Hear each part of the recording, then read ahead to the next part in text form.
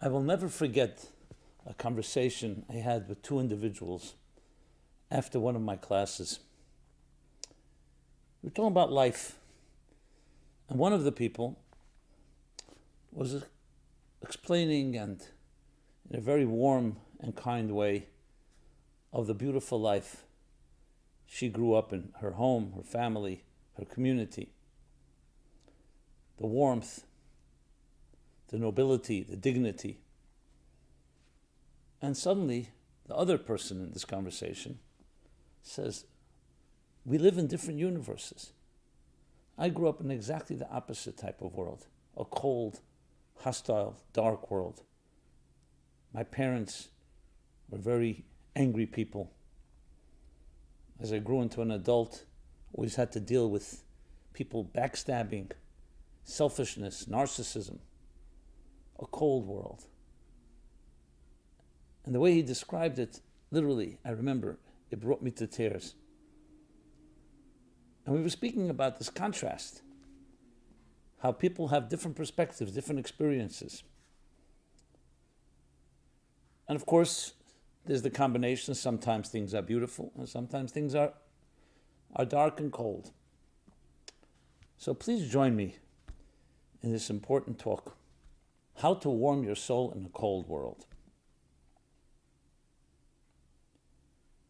That despite the coldness, the darkness, the hostility, and yes, the conflicts and discord, and how self-interest conflicts with one another, yet we have the resources to warm ourselves and warm others, no matter how cold it is out there.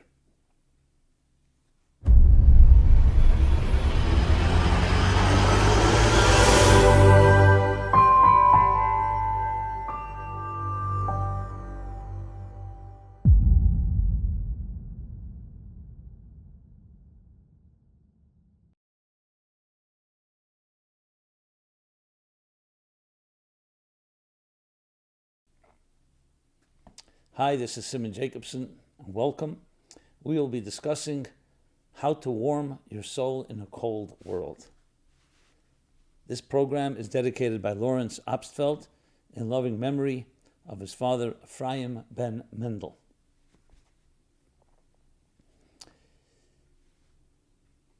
I will never forget a conversation that happened years ago after one of my classes. So people were hanging around afterwards, we would talk. Two people, one was a woman, one a man. They knew each other slightly at work. And we were speaking about life. It was part of the theme that I was discussing that evening, was about, is this world a beautiful place or is it an ugly place? And the woman began to share her beautiful experiences, her childhood, her home. She remembered her grandparents, her parents, her family, and community, all with this beauty and warmth and dignity, nobility. Yes, of course, life, she said, has sometimes difficulties, but overall, the environment I grew up in was warm and bright, were her words. Suddenly, the other person, the guy, he jumps up and says, I don't know what universe you come from. I lived in a very different world. My home was an angry place. It was a hostile place. There was fighting. Every night I remember going to sleep, my parents yelling at each other. And that extended to the larger family. I grew up in a very cold and hostile world, a very cold and dark place. And the way he expressed it, you saw the anguish in every word, literally brought me to tears. But above all, the contrast was so glaring. And over the years, I've come to learn, obviously, as we all have, that there are different experiences. People sometimes have one experience, the other, and sometimes it's a combination. There are days that are beautiful, we'll call them bright and warm, and there are days that are cold and dark. And then, of course, the extremes. So let's discuss this. Because the most important thing we want to learn is that we're not victim of circumstances. We're not victims of circumstances. We're not a product of circumstances. Circumstances happen, but you don't have to allow it to shape you. It happens to you. The question is, how do you navigate it? So despite what kind of home, what kind of environment, and kind of community you grew up in, you have the power to do something about it. That's the bottom line. That you can be proactive, not reactive. You can take initiative. You can lead the way and change your attitude. And yes, even in a cold and dark world, to bring warmth and light and brightness, both to yourself and to those around you. But let's look at this a little closer now. Why is it that we often feel that we are victim of circumstances?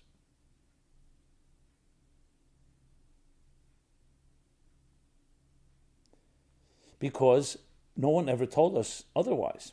So when something happens to you, very often you'll blame yourself. Maybe I should have done something different. Maybe I deserved it. Maybe it's a punishment. Remember, people who hurt us don't come back and say to you, you know what, I made a mistake and I'm sorry. Well, sometimes it happens. But in most cases, they perpetuate it or justify it with excuses, which ends up saying is that you're at fault. That's what children do. Children blame themselves for the crimes of their parents because they can't see and fathom that their parents should have done such a bad thing. This is a phenomenon that's well known. Children blame themselves if there's a divorce.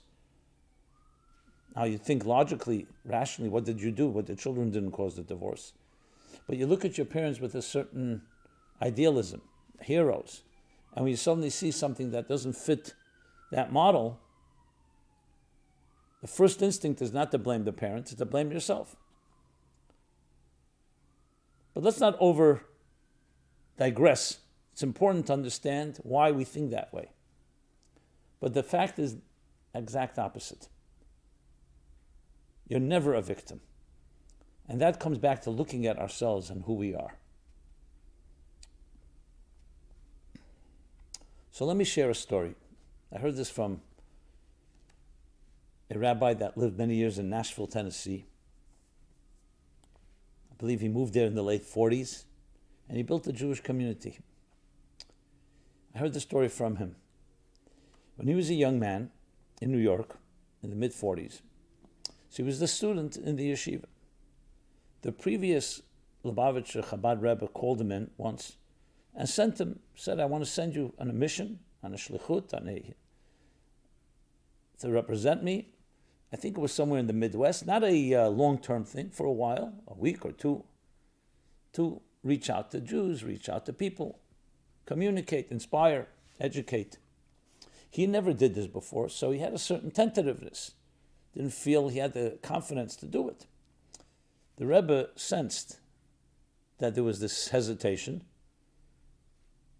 and this is the way he told it to me. He says the Rebbe then was after a stroke.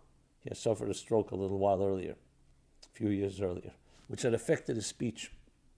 So though he could speak, but not everybody can fully understand it, so there was always a secretary in the room to help interpret, if need be. And also the Rebbe used his hands very demonstratively to help communicate his point. So the Rebbe looked at me, he said, with his very empathetic eyes, and he said the following: when a soul has to come to this world, it doesn't want to go. A soul, a heavenly, divine, spiritual soul. Why? Because the environment at which it lives is bright and warm. In the spiritual sense. It's like a fish in water. The soul is basking in spiritual delight and ecstasy through connecting to different transcendent states of consciousness. So why would it want to come to this world, which is a dark and cold world, a hostile world, a materialistic world, where you have to struggle, whether it's with health, whether it's with people, whether it's with conflict. And it's an effort to find spiritual light and warmth in this cold and dark world. So soul doesn't want to go. So what do? I remember some of the hand gestures, so I'm using them. And he said, so the Rebbe took his finger, and as he spoke, his finger up here, high up, and he said, so the soul is told you have to go. You have to go from a bright and warm place. In Yiddish, the words are lichtig und warm, where it's bright and warm. And his finger, he said, slightly trembling, began to go like this. And you have to go down. This is what the soul is told. And the finger kept on going, he says, all the way down. And you, the soul, has to come down to a world that is cold and dark. Kalt und finster is the Yiddish, cold and dark. And in this world where it's cold and dark, and then the Rebbe did this, you need to brighten and warm the coldness and the darkness. That's what the soul is told. That's its mission. This young student got the message. And of course he went. And he told me, he said, over the years, the different missions I went on and finally ended up in Nashville, there were many times it was cold and dark. Many times, many challenges, many setbacks, as we all go through in life. But I always remember the finger. And I always felt that that finger was going with me. I held on to it. Because that was my anchor. That gave me the strength that even when I go down into the cold and dark, no matter where I am, I have the power to bring light and warmth.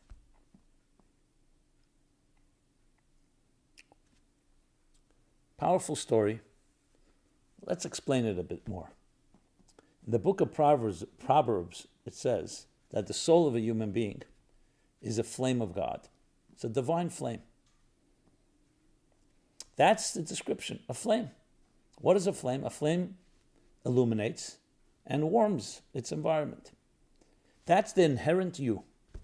You are a flame that is naturally and intrinsically warm and bright. Now, this flame could exist in a very warm and bright environment.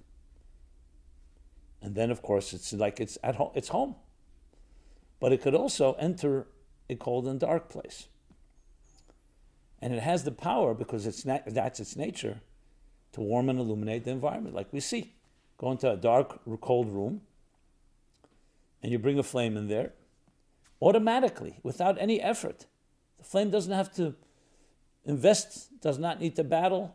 There's no conflict, there's no resistance. Automatically, a little light dispels darkness. A little warmth makes it a bit warmer. Now, obviously, if it's a very dark and cold room and a large one, you need more flame. You need more light. You need more warmth. But in the area where the flame burns, it's naturally superior to darkness and cold, which tells us something. It's not like fire and water. Comes to fire and water, enough fire can evaporate large bodies of water. Enough water can extinguish the biggest fire. They are adversaries. And it's a battle. As you see, when water and fire meet, it starts to crackle, and it's not automatic. Light and dark, it doesn't work that way. So if you are an ambassador of light, if you are a personification of light and warmth, you carry that all the time, no matter where you are. That is not the language of a victim. That means you have all the power you need to illuminate and to warm your environment, of course yourself as well. However, one, we need to know this. Two, we need the strength and courage to access that fire within you.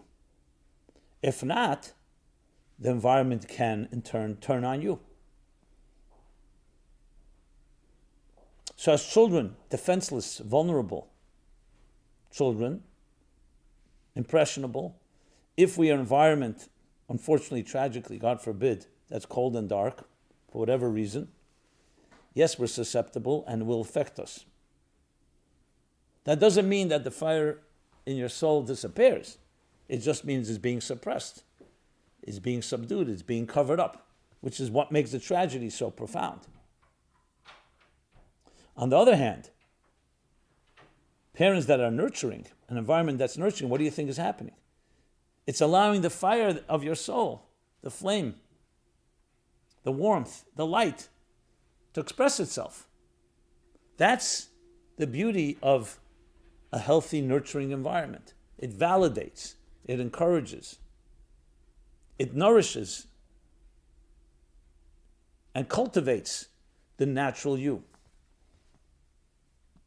By contrast, when that doesn't happen, you begin to find other tools to survive, to protect, to defend yourself. But that's called surviving, that's existing. That's not being the real you. So the first thing is we need to discover who you are. Who am I? You are a burning fire, a beautiful fire. That may have been somewhat suppressed, that may have been somewhat concealed, but it's a fire waiting to be released. Which also explains something else. When it's not released, what happens? A frustration is built up, and sometimes that fire explodes, and that can explode in rage and anger, even in destructive behavior, because the fire cannot be bottled up forever. It's going to implode or explode. However, in a healthy form of expression, the fire is harnessed into warmth and to light. So when you see someone, you can feel immediately as they warm your heart or bring you clarity or light, you feel it. Where do they have that from? The answer is they have it naturally in them, and it was cultivated and nurtured either by their environment or through their own effort. So the first thing we must remember, that's who you inherently are. So whatever's going on outside is your environment. That's around you. It could be freezing cold, but you're bringing warmth. It could be extremely dark, but you're bringing light.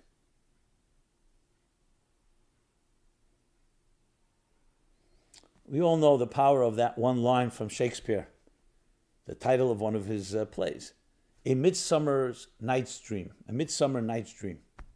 It evokes all those midsummer dreams, idealism, romance. So I was thinking, there's the other extreme. A midwinter's days cold. We all know what that feels like. Chilled, looking for some respite. And our response to that is, we have the warmth and the light within you to warm and illuminate even a midwinter's chill. Maybe a morning chill, even more than an afternoon.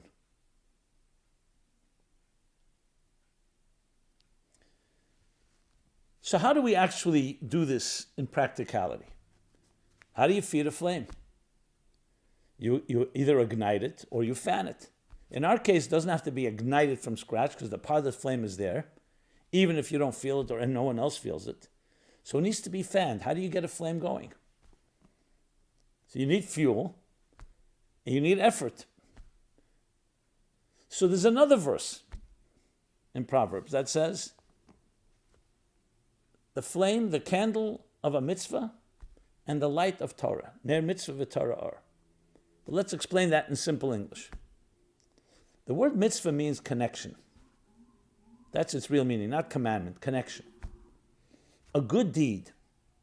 When you do something good, when you're kind to somebody, you're charitable, virtuous, just, compassionate. You're not just doing the right thing. Many people say it's the right thing to be nice to others, especially if you've been blessed. Share with others. Something deeper than that. You're actually being nice to yourself when you're nice to others. It's like exercising a muscle. When you exercise your muscle, it doesn't just make you stronger. You can do bigger feats, carry heavier weights, run longer, have more stamina. It actually strengthens your muscle. So we have within our soul, that flame is made up of parts. just like the body is made up of parts. And one of them is called kindness, chesed. So when you do chesed, in addition to helping the other, you're also exercising the muscle called kindness and love within you. So how do you get your flame and your soul active? By actualizing its attributes, its faculties. And they break into 10 faculties, 10 attributes. 3 cognitive ones, 7 emotional ones. To spell them out, these are the 10 spheres in the Kabbalistic and mystical teachings. Chachma, Bina, Das, conception, understanding, and conclusion on the cognitive level. Emotions, love, kindness, discipline, compassion or empathy, determination, ambition, yielding, humility, bonding, and dignity. If you're familiar with my book on the counting of the Omer, the spiritual guide to counting the Omer, I go through the last 7 in detail, how it breaks down. This is your spiritual DNA. So just as your body needs vitamins and minerals, and different parts of the body require different type of nourishment and nutrients, the soul also needs nutrients. And that's how the flame is fed. Be kind to someone, and your fire gets stronger. Now, many people say, well, if it wasn't such a cold, hostile world, I'd be very kind. But now I have to protect myself. But that's defensive mode. That's victim mode. Go back to the fact is that your soul is always a fire, no matter what. And it always has warmth and light. So instead of giving into your psychological fears or psychological insecurities that I don't have it, just act on it. Even if you don't feel it, just act kind, and that fire gets stronger. Try it out. Serve someone else. I don't mean that in a subservient way. I mean serve not yourself, but be of service to others. What can I do to help another? Should be the question. That's not just healthy thinking, it's actually good for you. Good for your fire, good for your flame, good for your light and for your illumination. And light and warmth actually breeds light and warmth, because every time you do that, it gets stronger and it feeds on each other, and then you want more of that. That's how you grow. That's how you develop. And that's how you move from reactive to proactive. So the world is a cold place. It is a hostile place. It has much beauty, but especially if you go with some psychological models like Freudian and others, it's quite depressing to know that the driving force in a person is the id, the sexual libido, pleasure, me. And yes, we can regulate it with an ego and superego. What kind of hope for mankind does that have? That means ultimately we're all selfish creatures, survival of the fittest, what I like to call the Darwinian Freudian model, even though Darwin spoke about it in a particular sense, what we call social Darwinism. Me, survival of the fittest. Dog eats dog. Yes, we'll be kind to each other as many scientific theories go today, because that's also part of my selfish needs. Or in Richard Dawkins' classic title of his book, The Selfish Gene. The very gene is selfish. That's a cold, hostile world. That doesn't mean there isn't beauty. That doesn't mean there isn't charity. There isn't kindness. But the kindness ultimately is also an expression of selfishness, because that's how I survive. Comes a very different alternative approach. No, you are a divine soul, created in the divine image. You're essentially a divine flame, a transcendent energy that manifests in warmth and light. That's the real essential you. The pintele yid, more than the id, the yid, the spark, the dot. When I say that, I mean that universally, everybody has that divine spark. It's not just a Jewish, it's a universal concept. And that's the essential you. Don't ever buy into someone else's narrative, whatever you were told or whatever was implied, whatever the world is telling you. That all you are is, your value is only based on if it helps me, or it helps the bottom line, or brings more money to the company. That's your value. No, your value is because you are an indispensable fire that has to bring a unique flame, unique warmth and light to the world around you. With that attitude, you go into the world very differently. You're not here to protect yourself only. You're here to be on the best defense is offense. So of course, when it's cold, we need to put on a fur coat and we need to warm ourselves to keep warm. But even more than that, we need to give off warmth. That's the ultimate goal. There's a Hasidic expression that there's a difference between, in Yiddish expression, tzaddik and peltz. A tzaddik, a righteous person that wears a peltz, is a fur coat, a very heavy fur coat. So in the cold, he keeps warm, but no one else is warm. And then there's a higher level. You light a very beautiful furnace, fire. So not only are you warm, but everyone around you is also warm. And that adds in your warmth as well. When you warm another, you get warmer. You tell that story, analogy. Two people got lost in the cold forest. A very wintry, frosty night, snowing, below zero. One was a heavy-set individual. One was quite slim, quite frail, actually. And as the night wore on, they could not find their way. You could imagine. So the person who was just bones, barely, began to pass out. The one with the more, I don't call it blubber, more, let's call it fat, was able to withstand it a little longer. But as he saw his friend pass out, he got down on his hands and knees and began to massage him to get his circulation going. Shouldn't go into a frostbite and, God forbid.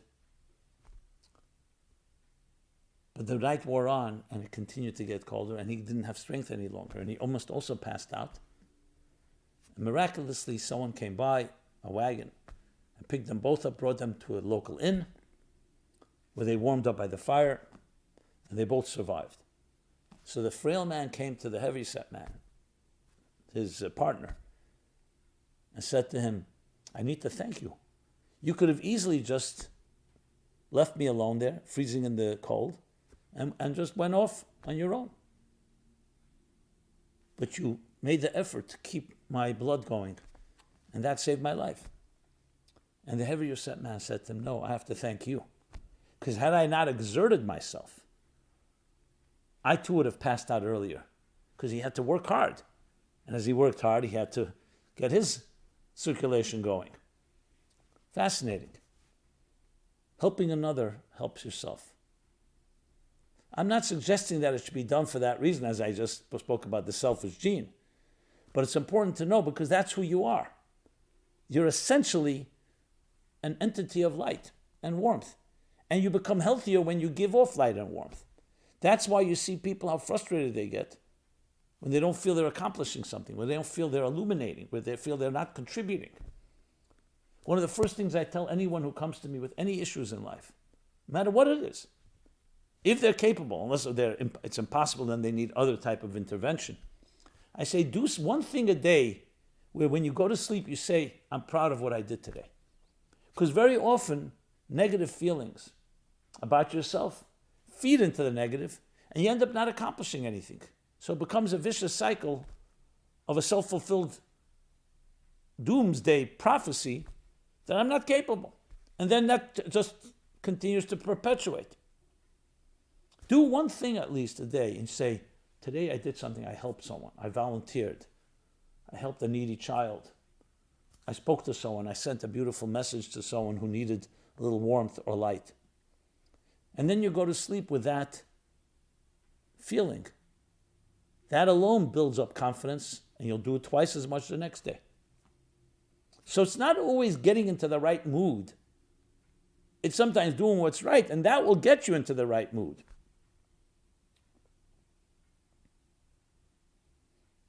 There's a famous statement that was said. Someone will say, if my life was going well, I'd be happier. And the answer is, if you were happier, your life would go better, would go well. So we control that.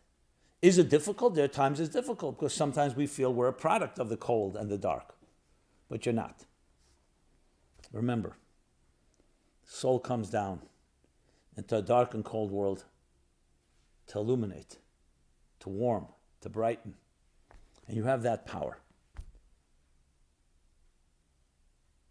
So no matter what situation we're in, no matter what we're going through, never lose sight. Never lose awareness of what you're capable of what you have within you. And as always, have a friend, 2 friends, a mentor, anyone that helps remind you if you need it. It's always good to have someone who's more objective, because sometimes we get blinded by our situations, become myopic. So it's good to have people who remind you, encourage you, and believe in you.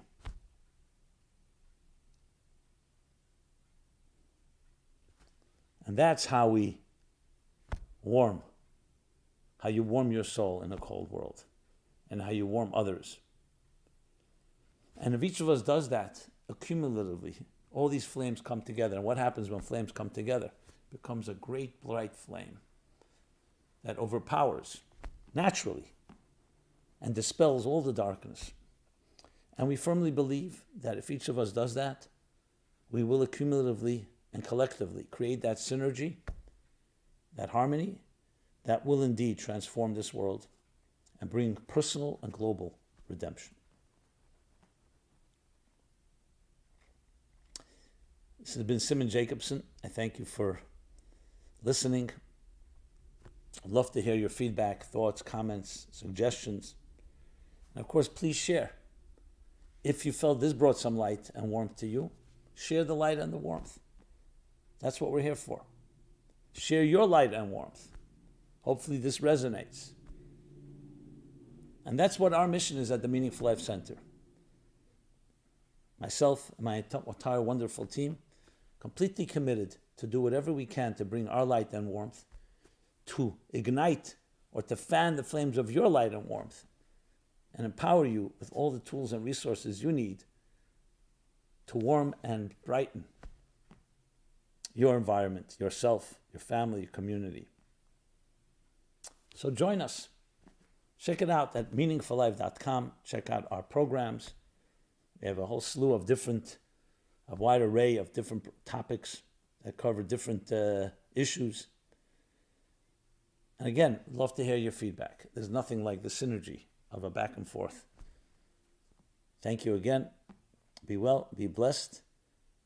Illuminate and warm everyone and everything you come in contact with. This program is brought to you by the Meaningful Life Center. Please help us continue our programs. Make even a small contribution at meaningfullife.com/donate.